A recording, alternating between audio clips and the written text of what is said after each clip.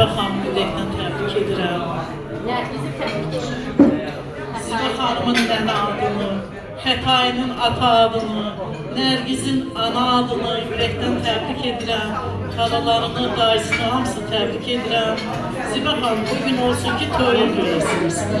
Və Mehdinin nənəsinə, babasına Allah'tan rəhmət diləyirəm. Bunların ruhu bugün burada dolanır.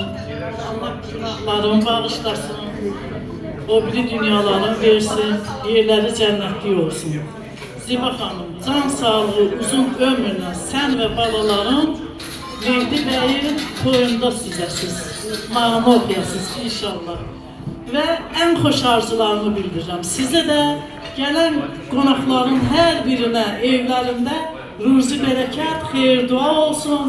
Həmişə günləri xoş geçsin. Yaşasın bizim Azərbaycan xalqımız və Azərbaycan vətənimiz.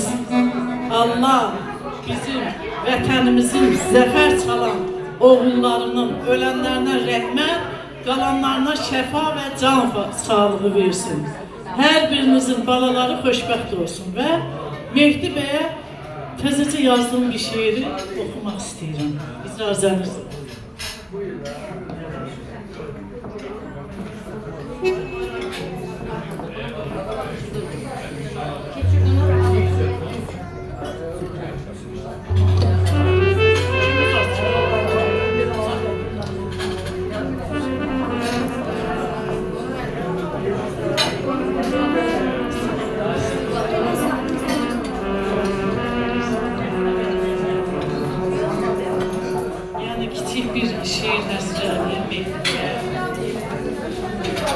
Dünya günün mübarək, Nərgizin can tarəsi, Zibanın ilk nəvəsi, sevinci, qəm çarəsi.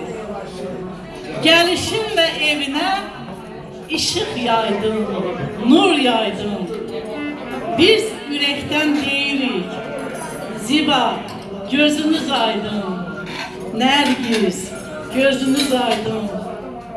Xətayi, gözünüz aydın.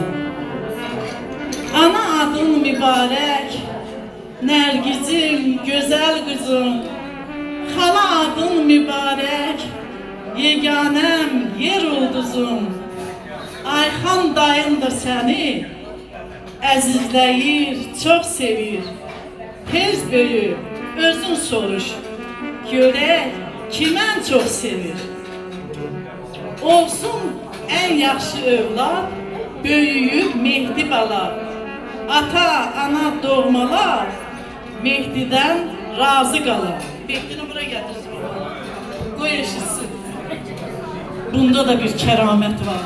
Mehdi bala, böyük, igid oğlan. Olsun ən yaxşı övlad, böyüyüb Mehdi bala. Ata, ana, doğmalar Mehdidən razı qalar.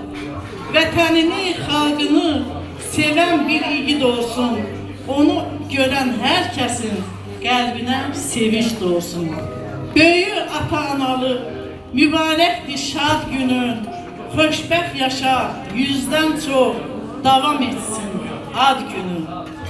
Nənəm və doğmaların əzizləsin boyunu.